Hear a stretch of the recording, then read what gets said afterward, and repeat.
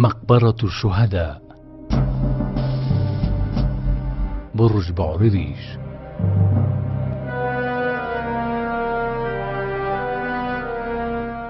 القبر رقم 7. هنا ينام الرقيب الأول، فدائي الكومندوس الذي طالما أرهب العدو، ليصبح لدى الفرنسيين الرقم المطلوب.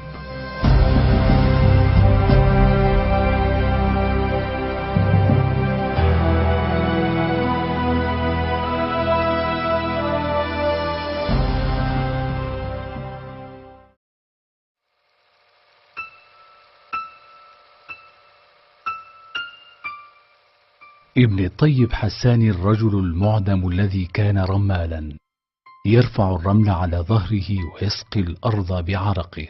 والزهرة حساني الأم المربية التي قدمت للجزائر بطلا تتباهى به الأجيال.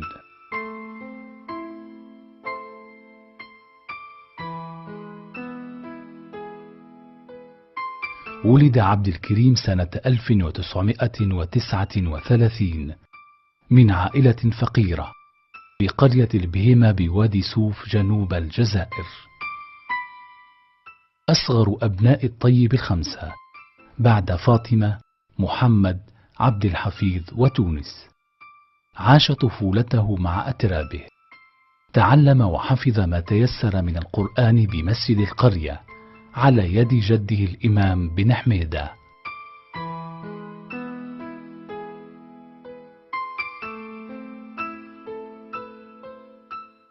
التحق بمدرسة البهيمة المختلطة المسماة حاليا الشهيد تيجين الطاهر في أكتوبر عام 1947 بعد عام من افتتاحها.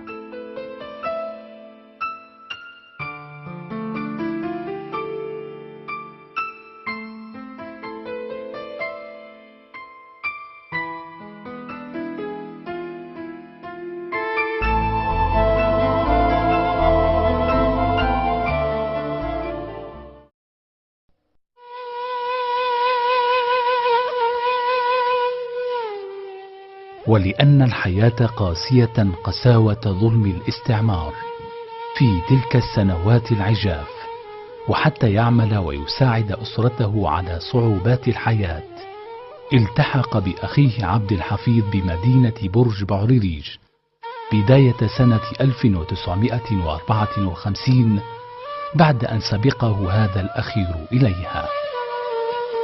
خرج عمره من هنايا 16 سنة. كنت نادي طابلة تاع حلوى في البرج، كنا نبيعوا في الحبة بالفرنك ب100 و500 ودور، كان دور تاع دراهم تاع المنيو هذيك كل.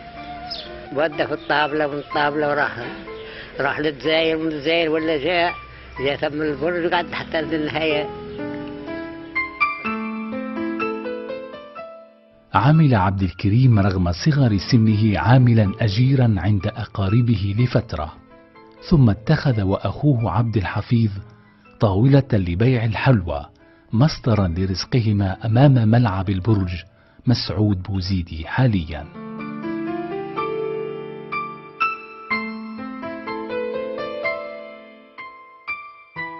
شوف، كان هو أخوه داير طاولة تاع حلوى، هو يخدم الصباح في الطابلة قدام مرسي قدام السطاد اللي في القرنية تاع كم راهي تاع ليسونس هذيك تاع ليسونس. هو جاي من في القرنية يحطوا الطابلة مساكن ثم يبيعوا ويشري الحلوى اللي كما يخرجوا من شكولا كذا يعطوهم يبيعوا حلوى. يعني إنسان عادي ما كانش يعني ما متكبر ولا من الناس اللي يقعد ثم يبيع ويشري حتى كذا. وما عبد الكريم خدم، قلت ما خدمش تجاره، هو خدم مثلا مع اخوه وخدم مع احنا شوي، ومن بعد جات الثوره قررت في الثوره خلاص ما حتى للنهايه، حتى لها 4 سنين 3 سنين هذوك تاع الاسبق.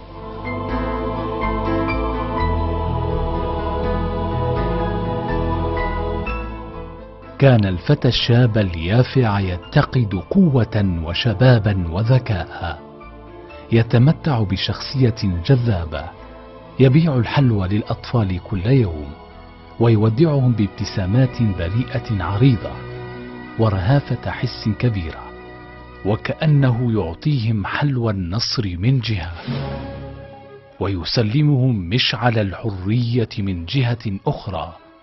لم يكن هذا الشاب إلا رجلا يعده القدر لتسلم المهام العظيمة، مهام الرجال.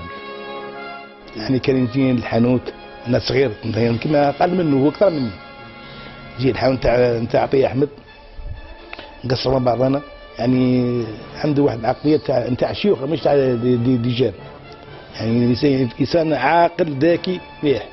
والوجه نتاعو ما تلوحوش، يعني انت تقول له السلام عليكم وتروح سي با جيش، ماهوش يعني كما الاخرين، يعني هو سي بلي بروش يعني لينا هنا كي نتلاقاو تاعنا وراك شفت امك وبيك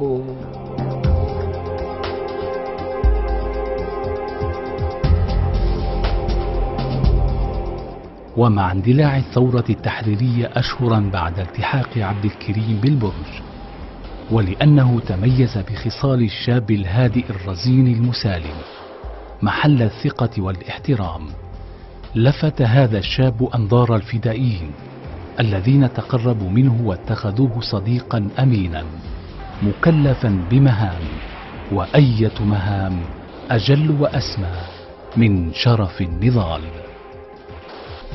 في هذيك بقى تعرف مع الجروب تاع الخمونت وكذا، داروا العلاقات تاع الفدائيين كذا، دا يمشي معهم. كاينين دايرين الجيش، دايرين شغل فاكتورات كما هذول مثلا اللي غادي يرتب الحكومه دروك، هو اللي يجيب البريه كما نقولوا احنا من تاع الولايه، من الرئيس تاع الولايه يقول هو لا ادي هذا البريه الفلان بيهلل للمسؤول الفلاني في البر. ايوه وانا نوصلها لبلاصه بقدم. لم تدم فترة السرية في نضال عبد الكريم طويلا، فقد تقرر أن يقوم بمهام أكبر وأصعب، الصعود للجبل. هو لازم باش يطلع الجبل لازم عملية.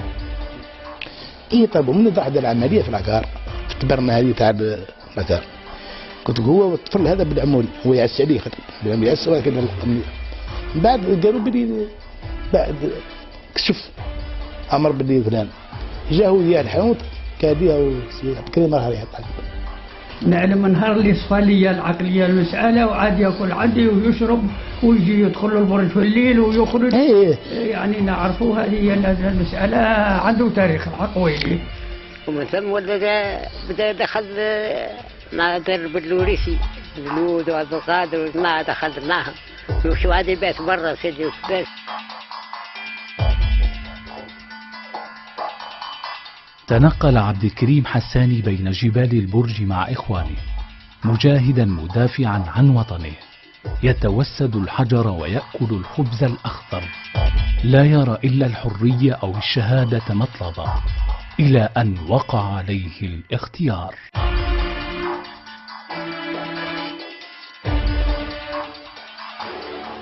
طلعت تقريبا عام ولا عام ونص ما شفتوش انا، حتى انت اسمه البريكي ولا جابوا قالوا حضروا له هنا وداروا في جروب كوماندو، هو كان جندي، قالوا تروح كوماندو، قالوا نروح، قالوا من نروح نجيب البرج، جابوا هنا البرج عادي هنا كيما نقولوا نواحي تاع البرج، حاكم كيما نقولوا مجانا يشير مخمره اسمه العناصر قلنا ولا دخلوه من كذا نواحي تاع البرج، يضل هنا يضل هنا في جماعه تقريبا واحد 6 و 7. ولايه 3 لا زون ان ريجيون 5 سيكتور 1. هنا كان في قبل لا يكون هنا في السيكتور هذا كان في لا ريجيون، كان في البطايون، كان في الكتيبه، سمعت كان في الكتيبه وفي البطايون هو بعجيل، كانوا معاه واحد حميطوشه ومازال حي كوماندور كتقول كبيد مع مات نسيب الخرفان، وكاين واحد ابراهيم الموحلي يقولوا له ثاني ما لا مات ولا حد قبيلي، كانوا في الكتيبه معاهم. سمعت ومن بعد كي ماتوا هذو مات مسعود باتيتو وحويته خيروا الزوج هذو من الكتيبه ولات البرج ويعرفوا الارض وشجع للزوج.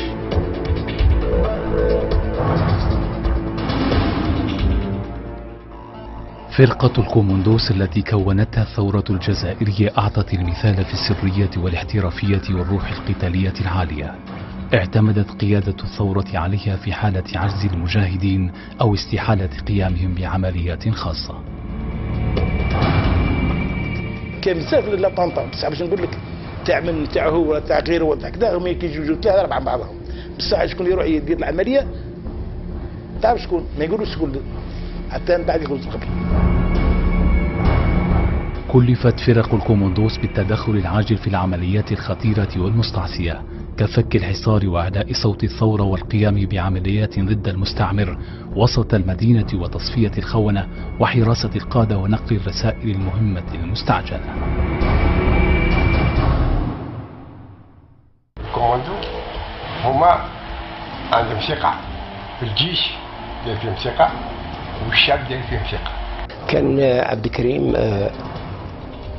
السوفي وعجيل هذو في زوج كانوا في الكوماندو في السيكتور في القسم الاول هنا في البرج، وفي البرج هذا على بالك باللي ديما عنده كوماندو سبيسيال من 57 من كي يموتوا كوماندو ولا يحكم ولا حاجه يبدلوا يديروا كوماندو اخر.